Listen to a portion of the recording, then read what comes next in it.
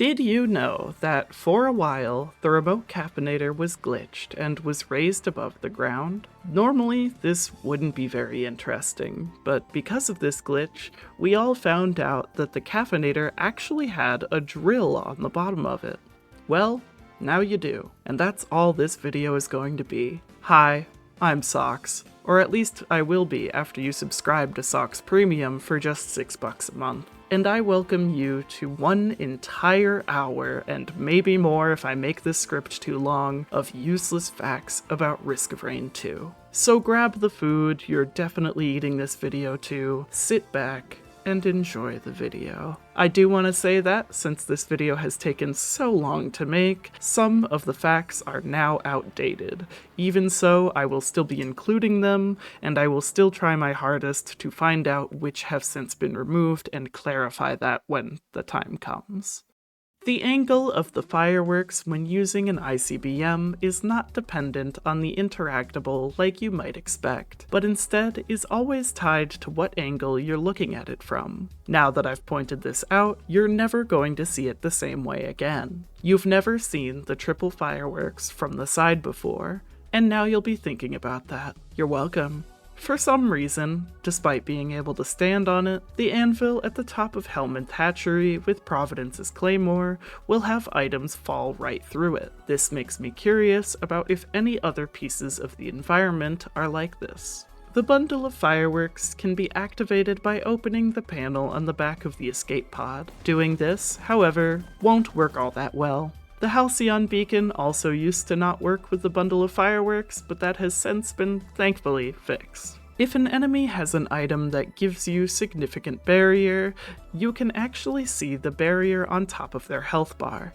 This is easiest to see with boss enemies, as the yellow is very similar to normal enemy health bars. There are a few items that do not stack infinitely.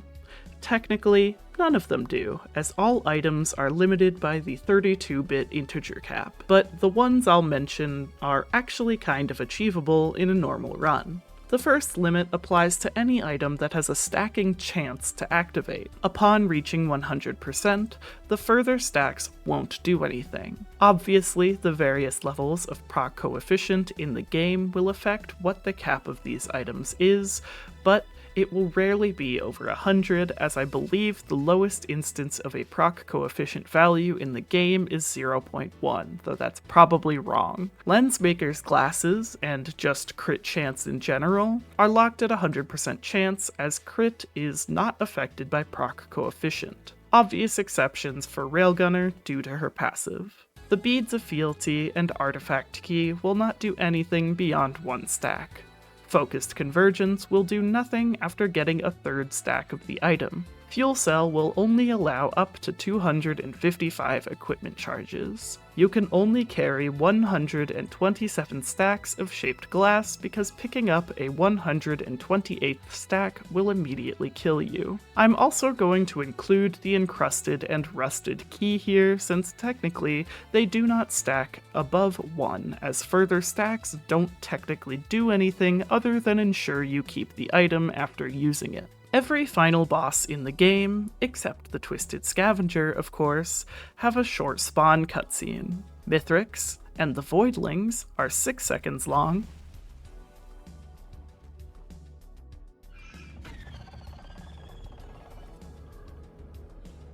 and the False Suns is 10 seconds long.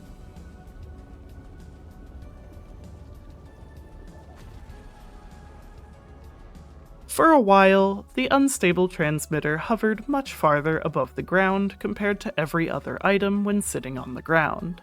This also happened when it was in a multi-shop, sometimes making it clip through the top. When hitting an enemy and getting a critical hit, most know that there's a small red explosion effect on the enemy. The symbiotic scorpion actually has a similar effect as well, but it can be hard to see because it's black instead of red.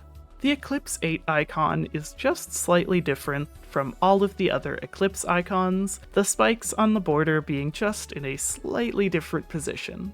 This next fact comes from Stella in the Discord. Artificer's Flamethrower ability is actually affected by luck. and given enough purity items, it can have the ability to not apply any stacks of burn at all. I'll be sure to file this as reason number 4014 to not use this ability. When a Void Seed spawns, or in the Void Locust map, there are these pods of money that spawn with them.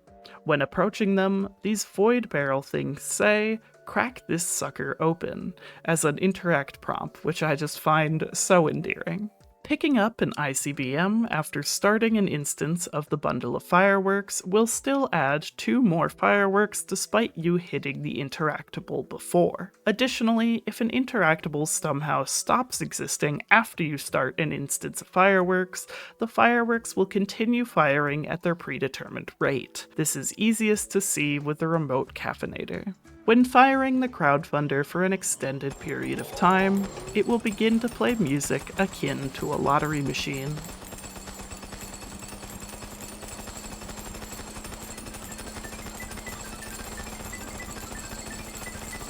Dio's best friend actually has nothing to do with JoJo's Bizarre Adventure like a lot of people might assume. Instead, it is a reference to one of the developer's cats. The achievement to unlock this item is a reference to a song and the album by the singer that the cat is named after, Holy Diver by Dio. I was absolutely shocked that I had never heard of this song or band before, considering my affinity for metal and their popularity. I obviously can't play it due to copyright reasons, but if you're interested in mid-80s metal, this will be right up your alley. In the starting area of the commencement map, there are many blue lanterns. To be exact, there are 29 of them. As for the rest of the map, including the 4 at the exit of the starting area, 8 on the first bridge, 3 by the Pillars of Soul, 6 on the bridge to the Pillars of Blood, 3 by the Pillars of Mass, and these 4 fires around the base of the arena, which yes, I am counting as lanterns, there are a total of 57 lanterns around the map. There used to be a weird visual bug during the endgame cutscene on commencement. In the first scene that shows the escape pod taking off, a part of the bridge wouldn't appear. You can see this in the footage of the previous episode of this series. If you didn't know this already, you can, in fact, stand in cauldrons, though I prefer to call them soups. When there are no enemies around, sentry and engineer turrets will look at the player. If the player isn't nearby, they will look at each other. This next fact comes from FazeMatt in the Discord. The only yellow or boss item that is not corrupted by the newly hatched Zoya is the artifact key. This is because it is necessary for the artifact reliquary boss fight, and if it were corrupted, you would just become soft-locked in the Bulwark's Ambry. In the previous video, I included a fact about how the life cycle of the parent family is very strange, but as seemingly everybody reminded me, this is because they are based off of the life cycle of stars. The older they get, the smaller they become. You can't really blame me for not noticing this. I am not a nerd. After playing this game for quite a long time, you begin to notice patterns that most would overlook. One of these patterns is the repeating ambient noises of each map. You might not think that these are at all interesting, but there are a few neat things you can hear if you pay attention. The first is a sound that is commonly agreed to be akin to a far-off screen on Rally Point Delta.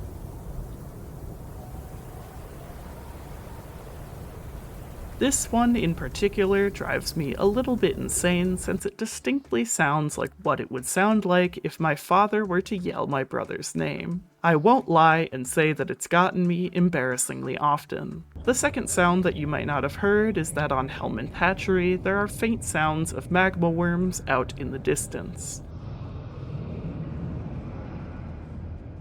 This is because this map is both a birthing place and a sanctuary for the magma and scorchworms in the lore. And finally, there is this distinctly loud wind sound on maps like Scorched Acres and Treeborn Colony.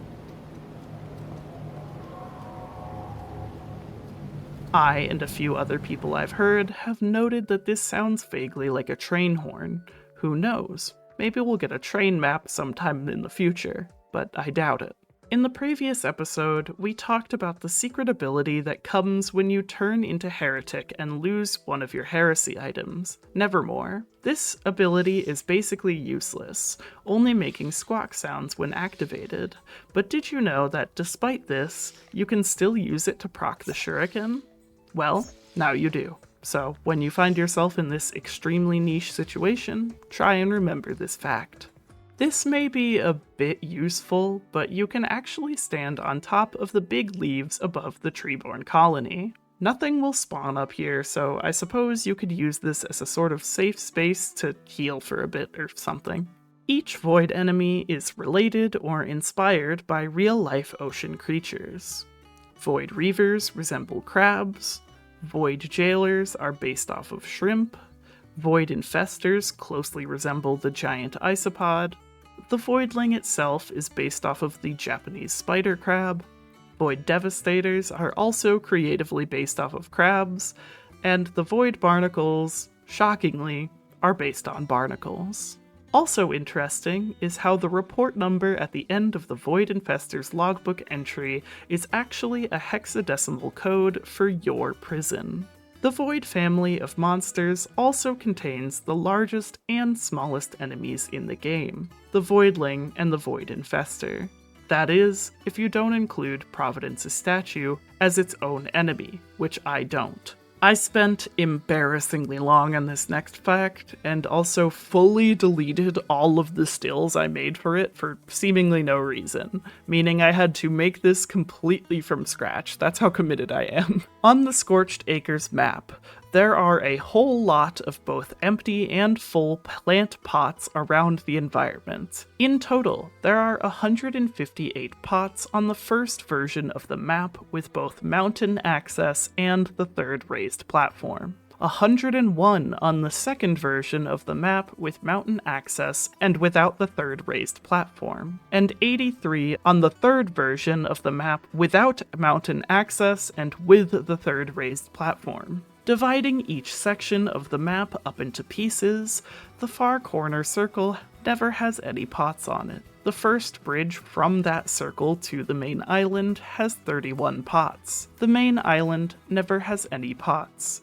The first raised island on all three maps has 10 pots. The bridge that connects the first raised island to the second has 14 pots. The second raised island has 21 pots. The artifact code on the second mountain has 3 pots. The bridge on version 1 and 2 that connects the mountain to the main islands has 14 pots. The circle on the mountain in both versions has 7 pots. And the third raised island on version 1 and 3 has 4 pots. Despite Scorched Acres being a relatively clean environment, it's clear that it has fallen to some amount of disarray, as some of these pots are out of their intended position. 7 of the 31 pots on Bridge 1 are wrong. 8 of the 10 pots on the first raised island are wrong. 4 of the 14 pots on Bridge 3 are wrong. 12 of the 21 pots on Raised Island 2 are wrong. I assumed that all 3 of the artifact code pots were intentionally put there, so none of those are wrong even if they are knocked over. 4 of the 14 pots on Bridge 2 are wrong. 5 of the 7 pots on the Mountain Circle are wrong. And none of the 4 pots on Raised Island 3 are out of place. To be clear, I did not choose to count these small trees since they are fixed to the ground and therefore cannot be out of place. I also did not count these barrel things full of rocks because they are not pots and they do not have plants. Combined, this means that each pot has a 36.0375% chance to be knocked over or out of place. The messiest section was Raised Platform 1, with 80% of the pots being wrong, and the cleanest section was a tie between the Artifact Code and the Raised Platform 3, with 0% of the pots being out of place. I'm going to break this tie and give it to Raised Platform 3 since it's still kind of up in the air as to whether or not the Artifact Code pots are in their intended place or not. What's absolutely insane to me about all of this is that in counting these, I found that there is a case of 2 pots being placed in the same spot somehow on the raised platform 2 on the outer level balcony. I am unaware of any other instances of a misplaced prop in the game like this, so if you guys know of any, be sure to let me know about that in the comments below. Whoo! We did it. This next fact comes from Stella in the Discord. Loader's Charged Gauntlet utility can be used just before entering an eccentric vase. Doing this will make you go much faster inside the portal, if that was somehow an issue for you. Every time you kill a Clay Templar, they get all dramatic about it and leave behind this splotch of tar where they died. This splotch stays here even if you have corpses turned off. None of the other tar enemies, including the unadded Clayman, will do this, which is really interesting to me. I am not aware of any other enemies that do something like this, where they leave a permanent mark behind when they die. This fact isn't exactly useless, but if a squid polyp becomes void-touched, its health will still decay, which, thank God, because if it didn't, these things would be ruining a lot more runs than they already do. This gold edge of the stone platforms on Reformed Altar used to have no collision. None of the other gold edges are like this, and the only way I can prove this to you is through a screenshot I took to send to the devs, because by now this has since been patched. Okay, I'm talking about this gold edge right here. Okay, I searched through every single one of my videos because I know that this was in my video, one of my videos in the past. That was post Seekers of the Storm, because obviously this map didn't come out until then, and I couldn't find it. I lost the screenshot somehow. Maybe the devs deleted it in the, with doing, like, Discord server maintenance or something, but you're just gonna have to take my word for it, okay? I just wasted like 45 minutes of my life, and I'm never getting that back. Each individual type of chest actually makes a slightly different sound. The various item type chests all sound the same, so there's no special sound for opening a regular damage chest as opposed to just a regular chest. But the others do have their own sounds. The rusted lockbox makes a very slight creaking noise when opened.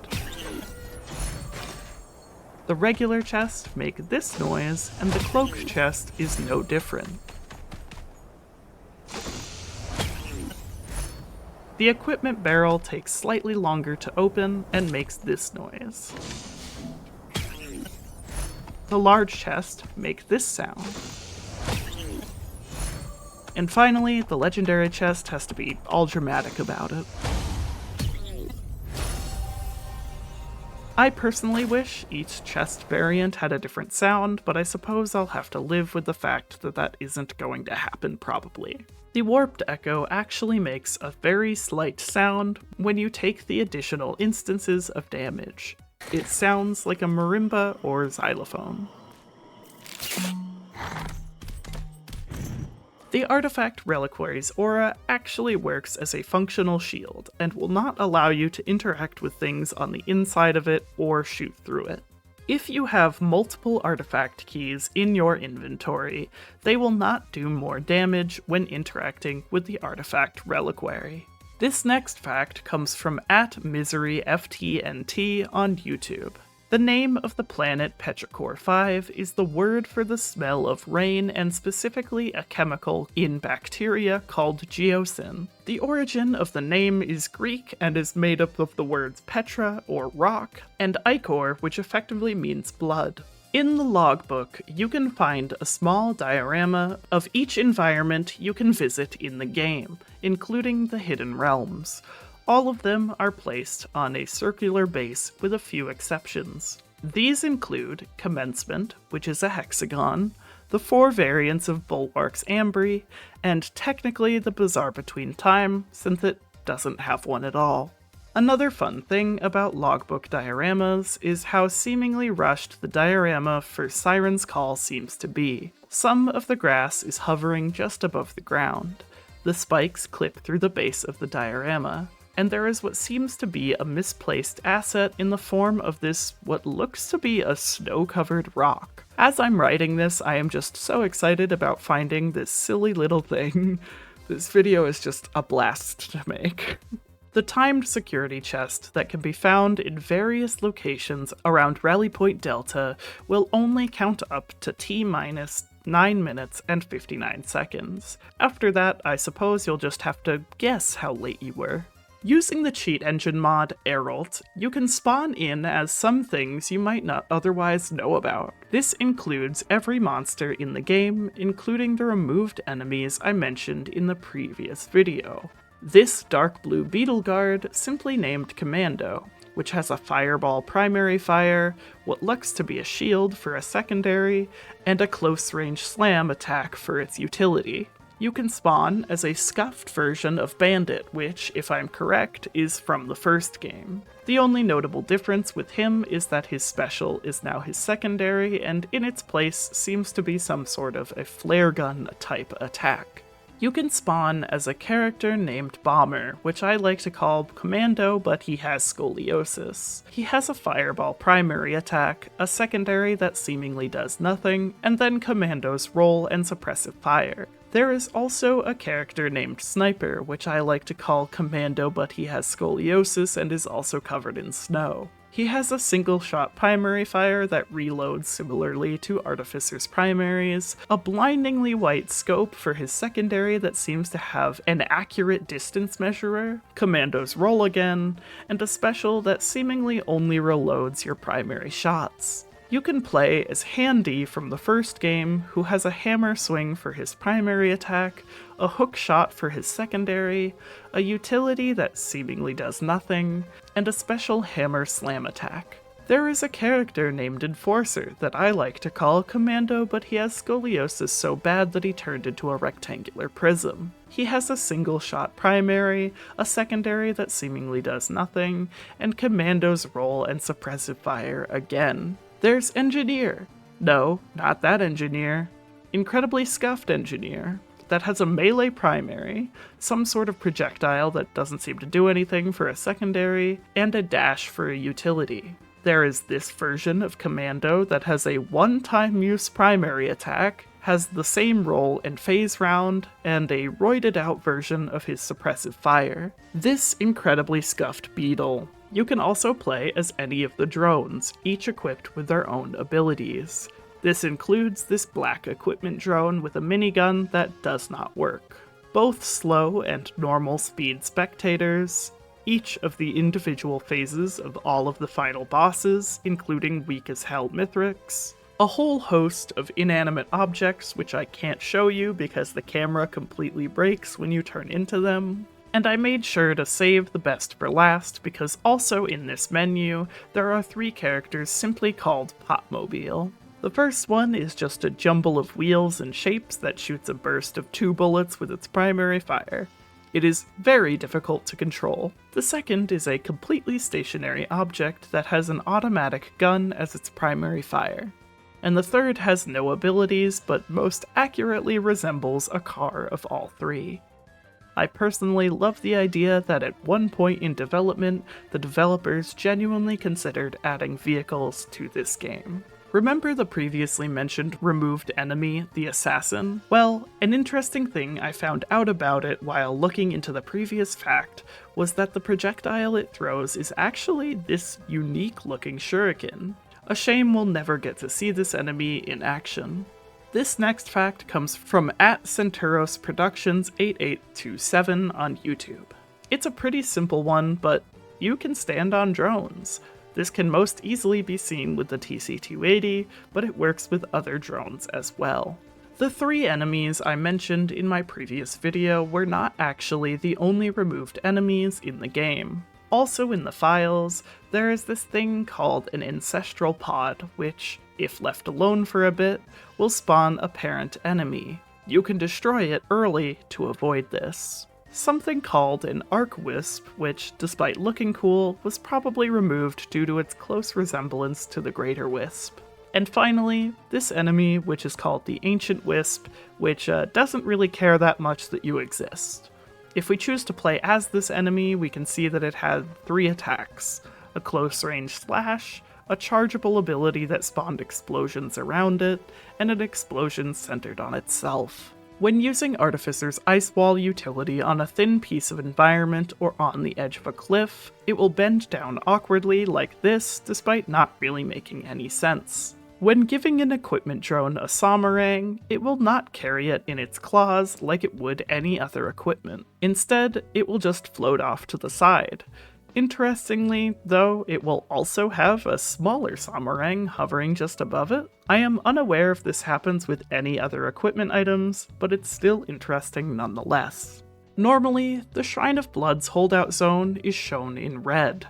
However, when using a focused convergence, this aura turns into a turquoise/green color. Maybe they just wanted to make it easier to see. I have no idea. Jumping or simply falling from a height while holding a headset will ensure that you do not take any fall damage. While you are falling, you can hold space to make this pointless visual effect appear from your character. Shooting will reset your camera to where you are looking, which makes sense. Otherwise, you are able to look at your character from any angle, though sometimes they are a little camera shy. You can walk through most interactables in the game. You can't walk through any of the shrines, though. It doesn't help you at all, but in case you are worried, Gubo Jr. does work with equipment drones. There are many other equipments that become useless when given to an equipment drone. These include the previously mentioned Gubo Jr., the Foreign Fruit, the Ocular HUD, the Milky Chrysalis, the Executive Card, the Blast Shower, the Jade Elephant, the Supermassive Leech, the Forgive Me Please, the Seed of Life, and the Silence Between Two Strikes. Every other equipment has some amount of useful effect on the player or enemies, and is therefore technically useful, which is the best kind of useful. Since he is included as an interactable, you cannot unlock the disabled Rex on Abyssal Depths during the teleporter fight. The Artifact of Delusion will give you a 3-item quiz with each chest to allow you to get an additional item. This quiz, however, does not care about rarity, only the minimum rarity that the chest can offer. This means that sometimes you will have a quiz on a regular chest that has 2 greens and a white, and if you have any memory at all, that would make the quiz a whole lot easier. Also, these items in your inventory are in order of when you picked them up, which should help a lot with these quizzes. The Artifact of Delusion does not work with the guaranteed legendary chests on Abyssal Depth and Sundering Grove. I don't know if this also applies to random legendary chests as well, but either way, I think it's really dumb. The Artifact of Devotion will replace all of the drone spawns in the game with Lemurian eggs. As expected, there are some items you cannot give them, as they would be too broken or would do nothing. Along with Lunar Void, scrap, and equipment items, this includes spare drone parts, since there are no drones to buff, Queen's Gland, Empathy Cores, Lepton Daisy, and the War Banner. For the most attentive of you, you will notice that this list does not include the regenerative scrap, which, seeing as they are unable to use printers, doesn't make a whole lot of sense. This next fact comes from some GD player in the Discord. In the Predatory Instincts logbook entry, it mentions the commando that killed Providence in Risk of Rain 1, and how he had, quote, 22 unblinking crimson eyes. This is a reference to how the lens maker's glasses only gave you 7% crit chance instead of the 10% it gives you now in the first game. With 7% per stack, you would need 14 glasses to achieve full crit chance, and with 2 lenses per glasses, that makes 22 unblinking eyes. Despite being rooted to the ground, the new Scorch Worms can still be pushed by the Squid Polyp's attacks and other forms of knockback. It looks about as dumb as you might expect. If you are able to skip past the pillars section of commencement, you are still able to interact and charge the pillars after finishing the fight. Doing this doesn't do anything for you, though. Except, I suppose, waste your time. The Survivors of the Void update added 71 new pieces of major content to the game. In no particular order, they are the alternate game mode Simulacrum, Railgunner, Void Fiend, and their respective mastery skins, the maps Siphoned Forest, Sulphur Pools, Aphelion Sanctuary, Void Locust, the Planetarium, and the Void Seed, which is technically considered its own environment, the 4 interactables, Void Cradle, Void Potential, Crast Multishop, and the large category chests, the enemies, Void Devastator, Xi Construct, Voidling, Alpha Construct, Blind Pest, Blind Vermin, Clay Apothecary, Gup, Geep, Gip, Larva, Void Barnacle, Void Jailer, and the Void Infester, the elite aspects Mending and Void Touched, and 41 items. I'm not reading all of those out because that would just be a waste of time. When activating the Warped Echo's ability, you can see how many charges of delayed damage are left with how many orbs are rotating around you. If you had a comical amount of Warped Echoes, it would look like this.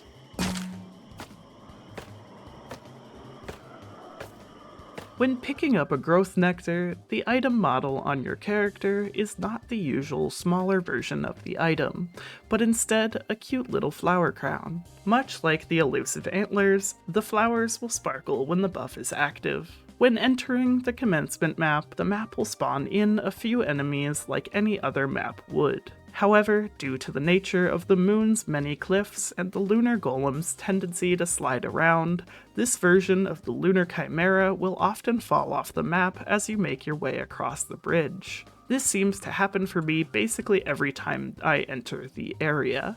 Though you usually only see them in flight, the blind pests will land on the ground, and walk if they are stunned, frozen, or simply get too close to the ground on their own.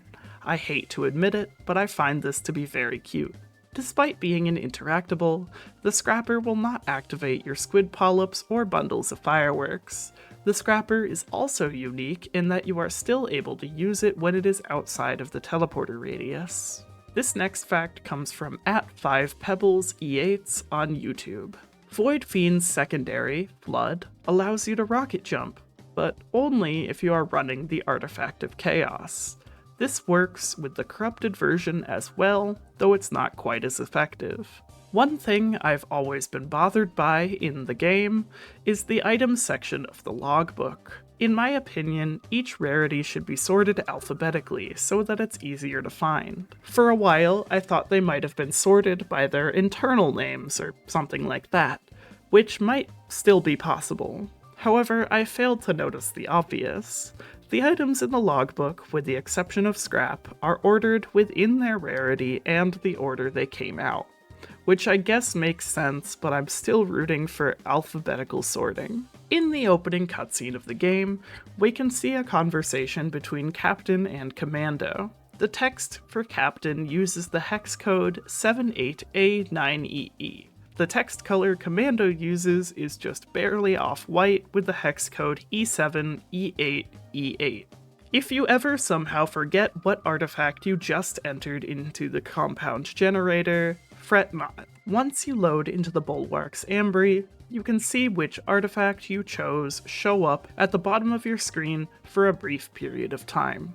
If there are more than one artifact keys laying around the environment in Bulwark's Ambry, using one on the boss will make all of the others disappear. This and the previous fact about multiple stacks of the item not dealing more damage makes me think that the devs might possibly maybe hate fun. The Warped Echo and Safer Spaces both cast a spherical aura around your character when they are off cooldown.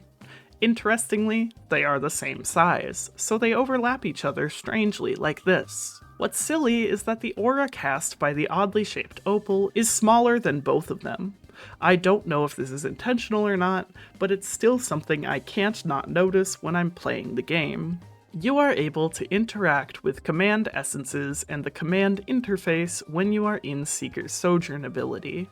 This is nice since you can't be harmed while in Sojourn, but unfortunately, it's really hard to do since Sojourn makes you constantly move forward. If you are in Seeker's Sojourn ability as you teleport to leave a stage, the effect of the ability will just infinitely move off into the distance in whatever direction you are moving in when you teleported. It looks pretty goofy. This also works with her new utility, Reprieve. Also, if you are in Seeker's Sojourn ability and run into a Malachite spike, they will explode, but they won't deal any damage to you or give you anti-heal. This next fact comes from Mr. Mega 1423 on YouTube.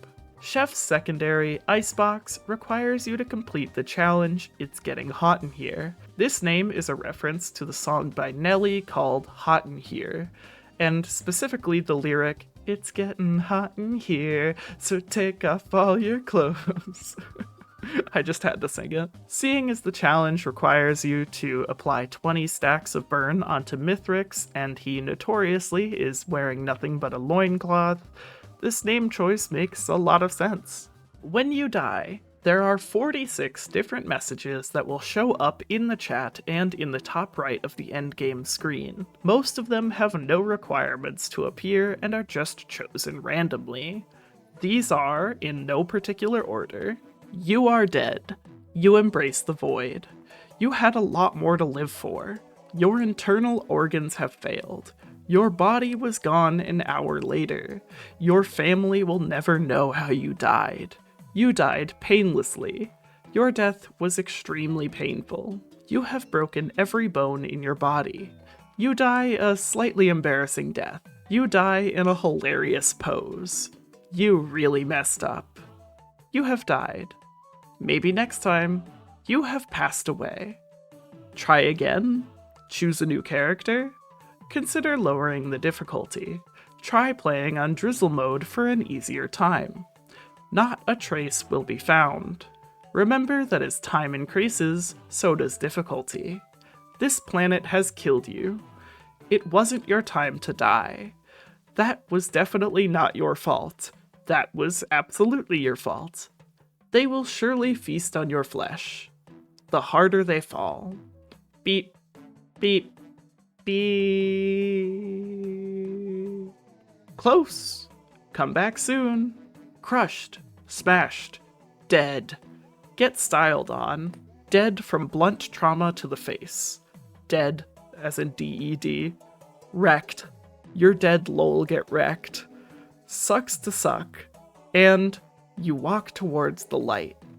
The remaining 8 messages require special circumstances to appear. If you die while carrying a shaped glass lunar item, your message will be, "You have shattered into innumerable pieces." If you die from a void detaining attack from killing a void reaver, jailer, or from the voidling, you get the message, "You have been detained, await your sentence at the end of time." And finally, the last 6 messages appear if you die from fall damage. You tripped, crunch. You left a beautiful crater, you forgot your parachute, you greatly miscalculated, and finally, you lost your fight with gravity. Dealing damage to the eggs on Siren's Call will actually count towards the final damage stat on the post-game report screen. This damage will also be added to that survivor's total damage dealt stat in the logbook. Despite the Berserker's Pauldron and Gorag's Opus being different items, the buffs they grant use the same icon. The only difference between the buffs is that Berserker's Pauldron only grants the buff to you, whereas Gorag's Opus grants the buff to you and all of your allies. It is possible to put more inputs into Seeker's meditation after the animation ends. This can be heard by spamming wrong inputs after you finish the QTE.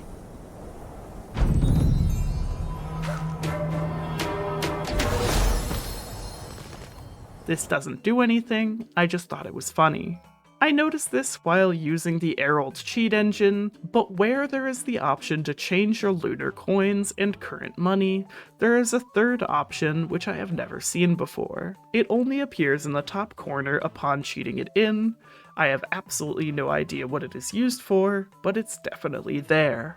If you stand idle for a moment while carrying an Alien Head legendary item, it will begin to attract flies. The massive chain link in the center of Gilded Coast has 1, 2, 3, 32 links, and 3 of them are broken. Also interesting here is that the stars that surround the map are not part of the skybox, but instead are mapped along an invisible dome shape. What's even more interesting about these stars is how, despite the photo mode mod I'm using having no clip, it cannot pass through the stars and will instead slide off of them.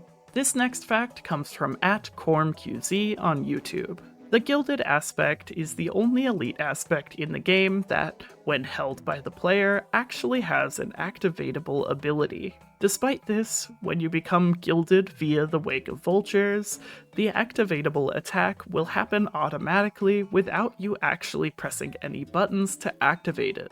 In the previous video, I mentioned the bird sharks on Distant Roost and how you are actually able to kill them if you have no moral compass. Well, if you want to be a monster and get your friends involved with your degeneracy, you can actually ping them to rally your team to attack them. What's also funny is that your on-hit and on-kill items will work on them as well, just like it would for any other monster.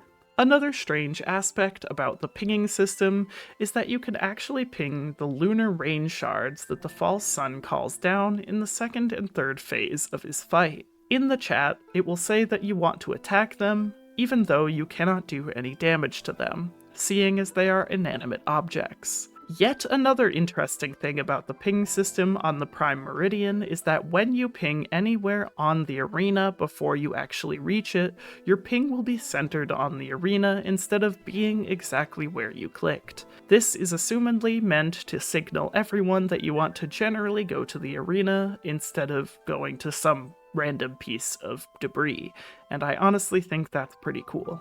When holding a red whip uncommon item on multi, it works like it would any other survivor, deactivating once you use an ability, as that would be considered to be in combat. However, there still exists a bug in the game that makes it so that if you continuously hold down your attacks while in power mode, the red whip buff will activate. Unfortunately, it doesn't really seem to do a whole lot, but it's cool nonetheless. Remember that fact about how, after waiting a moment, you can look at your character's face? Yeah, well, this doesn't work with multi, who will always face in the direction you are looking. I only found this out while looking for the previous fact, and I am just so sad about it. On commencement, you can put engineers' turrets on the top of the chargeable pillars. Once you begin to charge them, and they lower into their bases, your turrets will not fall with them, and will instead float where it was placed. Your mines, however, will stick on top of the pillar. How strange. There is an amazing glitch right now that happens when you hold both attacks with power mode, and specifically the nail gun in the secondary slot. While holding the attacks and entering Shadow Fade with the Strides of Heresy, you will continue to fire only your right nail gun. Once Shadow Fade ends, the animation will just completely break. This isn't the only multi-weapon glitch, though. If you have your buzzsaw in the primary slot and activate Volcanic Egg while holding it, it still works. Yeah. Keeping with multi, no matter what skin you use, multi's power mode, cylinder, things will always be his base skin's yellow. Also, on his two alternate skins, there's this handle on his left arm that flickers weirdly when using power mode. This is starting to feel like one of the glitchiest abilities in the game. This next fact is from Monol0798 on YouTube. The body of the larva is actually reversed from what you might think it is supposed to be. Looking closely, the head of the larva is actually the small part, whereas the larger part is just its tail. In the old version of Commencement, which is still in the game, albeit in a broken state, it didn't have any of the pillars we now know and hate. But that isn't fully true. There's actually a very out-of-place pillar of blood where the cauldrons were. In the current version of Commencement, there are a few pots on the platform with the pillars of soul that are visually broken. The sides of them are see-through, and they have some floating plants. Also, there is this very glitchy rock that is really stubborn about you walking up it. If you didn't notice, I went through the effort of playing through an entire run just to prove this glitch was also in vanilla. If that dedication isn't worth a subscribe, I don't know what is. Below the sands of the abandoned aqueduct, there's a secret den where our favorite gay Lemurians live, but it hides a gruesome secret. There are, no, 2 misplaced tiles hiding out of bounds, no! Speaking of out of bounds, these floating cubes that you'd assume were out of bounds in the Bulwark's Ambry are actually not. You can stand on them. Wow. Also here, you can see that both the previously mentioned Dome of Stars, but also the massive sphere around it, are actually physical things you can look at from the outside. It's very cool, I think. Having a bunch of lysate cells on Bandit can be a very helpful thing, allowing you to scale your Desperado much faster.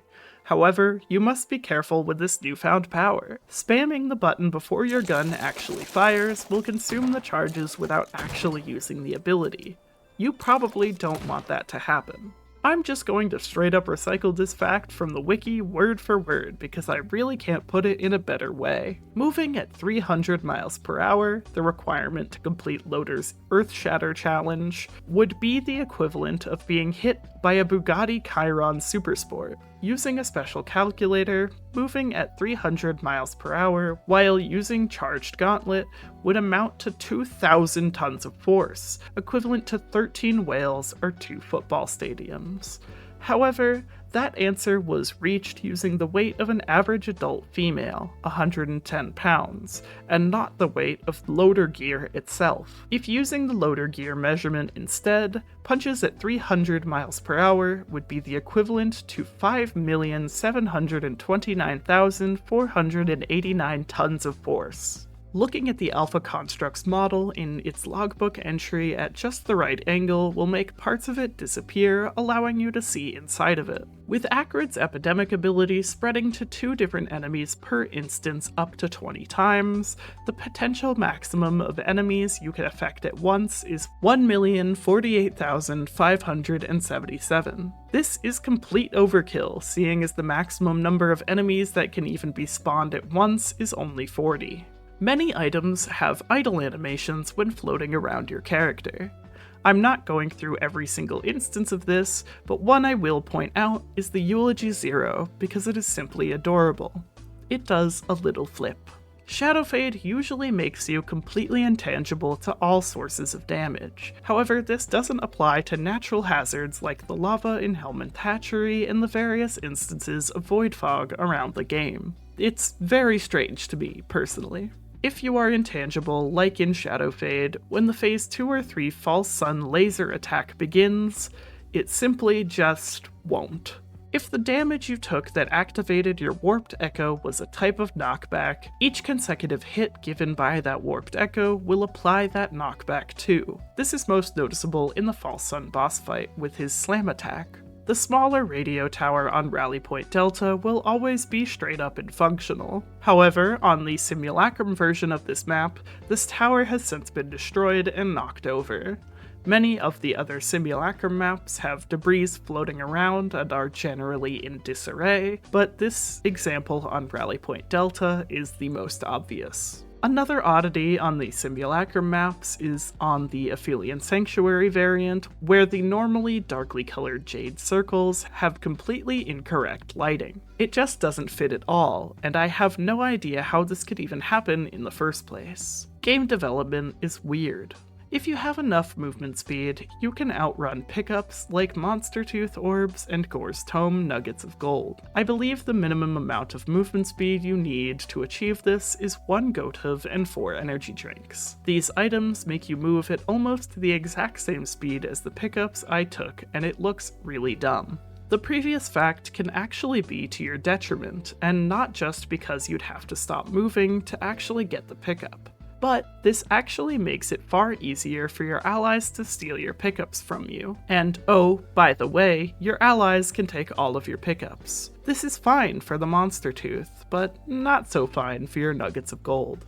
In the Join Multiplayer Game screen, you can refresh the currently shown lobbies to find the most recent listings. Clicking the button to do this reveals an item that doesn't appear anywhere else in Risk of Rain 2. This item is the Timekeeper's Secret from Risk of Rain 1.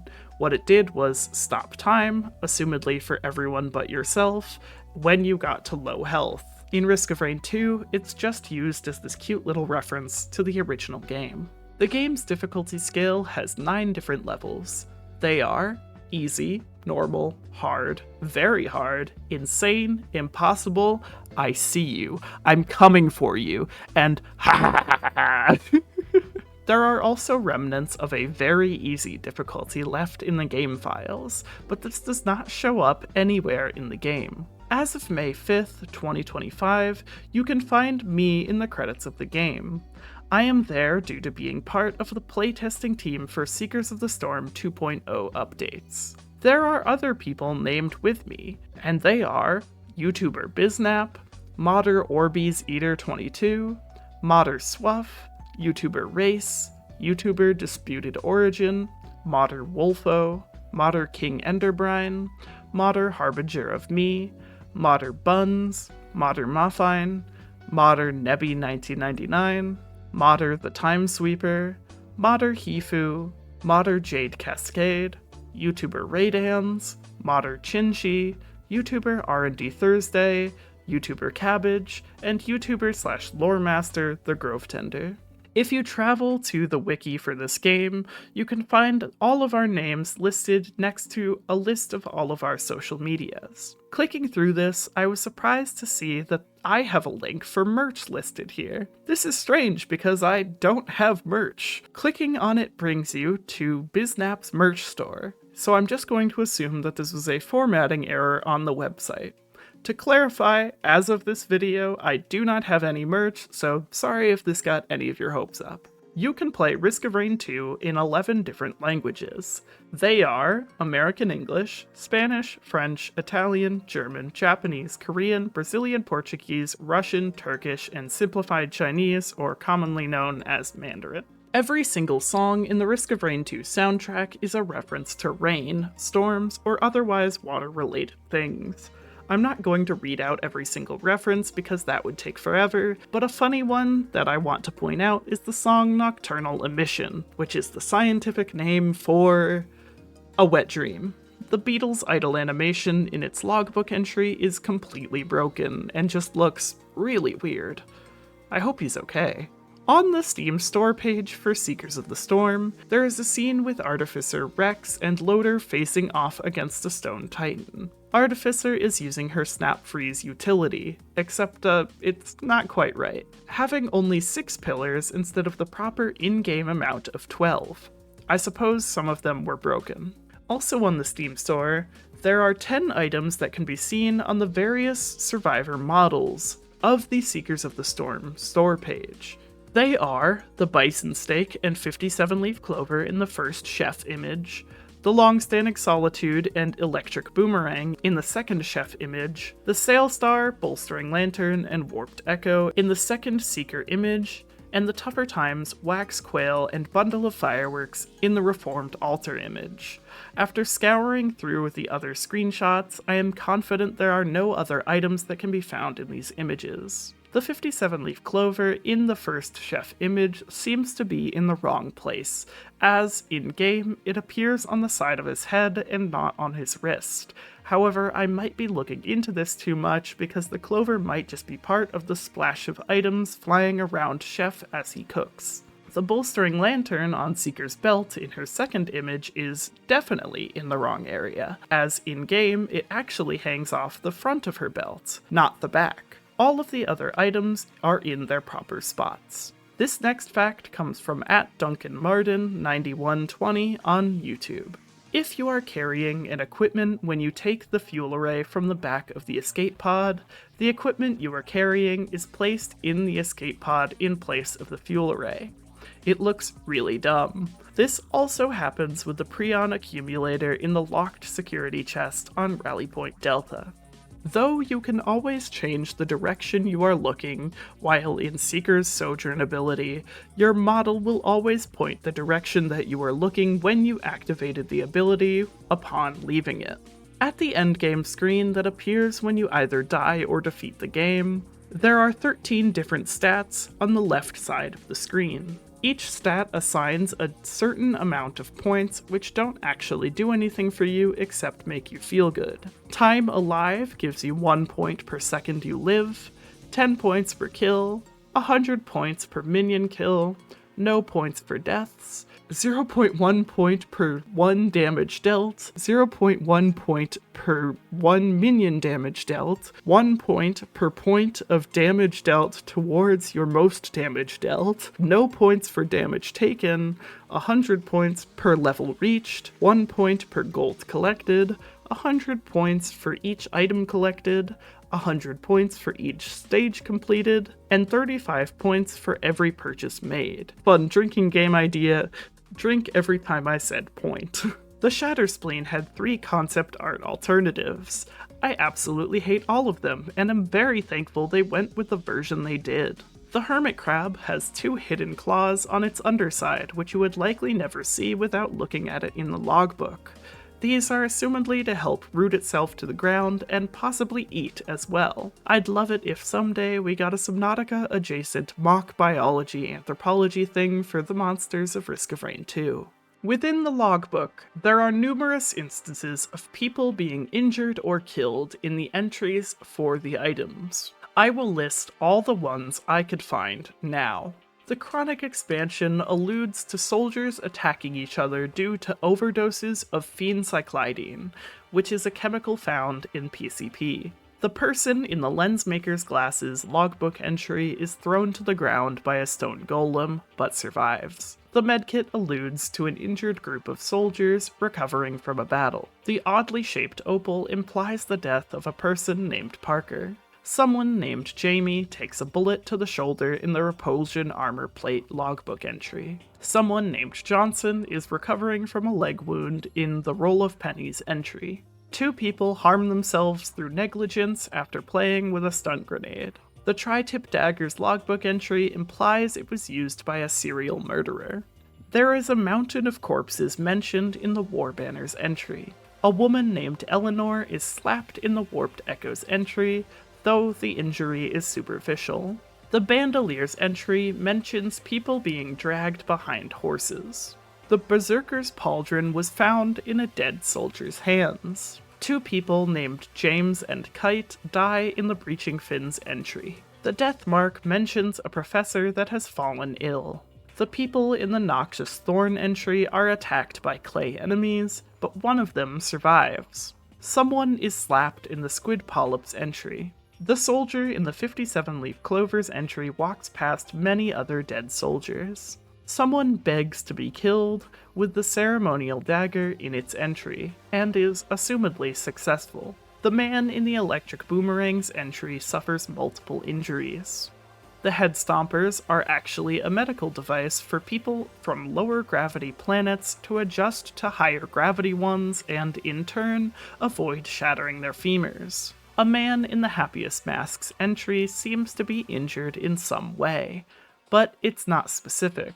The soldier in the Sonorous Whispers entry has a broken arm and ruptured eardrum. The same Eleanor from earlier is electrocuted by the Genesis loop. The professor in the Shatterspleen entry cuts their hand, which bleeds profusely. The Corpse Bloom revives someone from near death. The long-standing solitude drives its user insane and gives them migraines. All of the heresy items describe the injuries given to the heretic during her torture. The Needletick's entry describes a person being tortured in simply unimaginable ways. The newly hatched Zoya implies the writer was harmed after eating a part of the item. And finally, one of the people in the Wungus's entry is implied to have been poisoned by eating too many of them. A quick clarification for this incredibly useless fact: I chose to omit anything that was not a direct or pretty obvious allusion to an injury, such as the Warhorn's War. People die in war, but nothing was specifically mentioned in the item's entry, if that makes sense. Anyways, I think the winner of all of this has to go to the Needletick, because that one's just simply crazy, and this fact is already too long, so let's move on. On Rally Point Delta, in one of the open shipping containers, you can find 2 human skeletal remains. Other than the dead commandos on commencement, I believe this is the only other instance of human remains in the game. Also interesting is that one of the bodies seems to disappear when you get close to it, even while using FreeCam. To avoid blocking your view when scoping in as Railgunner, your model will completely disappear.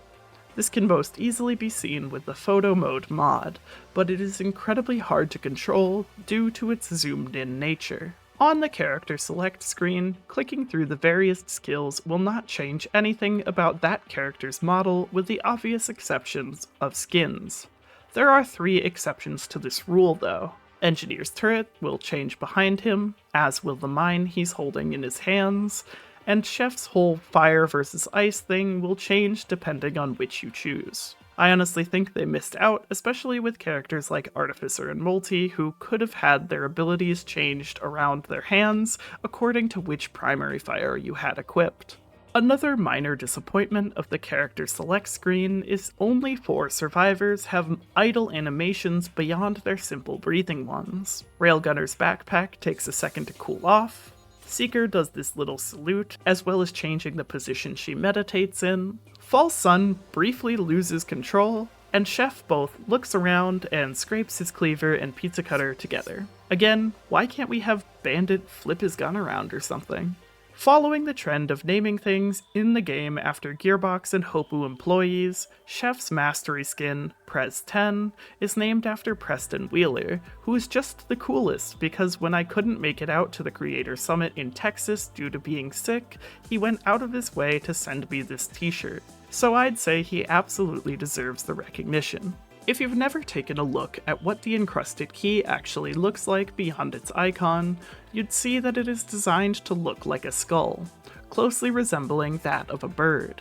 I don't know if this has any lore relevance, I just thought it was interesting. The shipping request form has an X-shaped scratch on the back of its model. The chains hanging off of Akrid's wrist don't seem to care about what gravity has in mind for them, just sort of floating hither and roaming thither, even when you stop moving. They are also taught on his model in the character select screen, despite not being connected to anything. The Defense Nucleus logbook entry references the Xi construct looking like a fortune teller. For those of you who don't know, a fortune teller is an amateur form of origami that looks like this. And out of boredom, I tried to make one that resembled the monster. I'd give myself a 3 out of 10. The massive worm corpse on Helman Hatchery is, in fact, a single corpse with a distinctive beginning and end. This worm is actually one of the gilded worms that fought with Providence in Risk of Rain 1 and Returns. He actually fought with 2 worms, and the second's corpse can actually be found out of bounds. In keeping with tradition, I felt it would only be appropriate to do this in the 3rd episode of the series as well. The console instance ID of the Aurelianite is 08136087074310876087134546. Woo! The Grove Tender's mask is not connected to its base. If we use free cam cheats and look behind the escape pod in the main menu, we can find that the panel on the back has since been removed, and so has its fuel array. I wonder who took it and what they're using it for. And finally, the obligatory, super useless, dumb, stupid, and incredibly time-wasting fact that isn't even remotely interesting part of this video goes to... If you were to read out every other word of the Scorchworm's logbook entry, it would sound like this. This the entry D. Naturalist, the redacted conjunction, the research documentation outer. I joined my friend, who, keeping safe this. We, Tharson, the magma deep these systems. The are, double height, a circle made polished. Keeping footing makes step-like. The rumbles and in tunnels. We the of and churning and find. The give to cavernous chamber magma. Nest these creatures. Sweat our suit's efforts. Worms away us. Burrowed their pools. Are here. Who them these? A grating continues. Reach camp the. Unnerving. I Tharson investigate.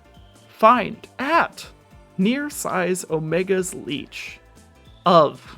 I in as crunches into golden of hidden the. What is using find food? Vibration? Gauges the tell this a feeding. with nearly I for more of Worm Tharson Camp. God, that was exhausting to read. I sound like a Sims character. Anyways, thank you so much for watching. I know this video has taken forever to make, but between my mom dying, dropping out of school, almost dying and spending a week in the hospital, moving out of my parents' place, and trying to keep up with the updates for Risk of Rain 2, which would often make my facts obsolete, I was not able to get this video out nearly as fast as I would have liked. However, now that it's out, I am very happy I didn't give up on it, as this is most certainly my favorite Risk of Rain 2 video essay I've ever made. Though I can see myself making a 4th installment to this series in the future, to avoid delaying that like I did for this video, I'm not going to make any promises. I will at least be waiting until DLC 3 comes out to even start thinking about making another Useless Facts video, especially one that would be at least an hour and 20 minutes long.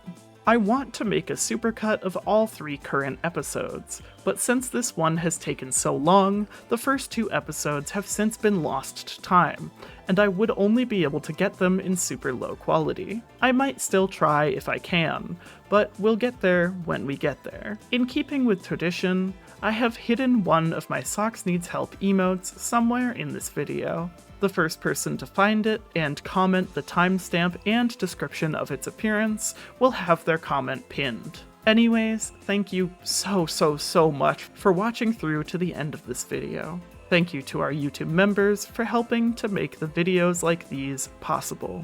And thank you again for watching. Bye-bye.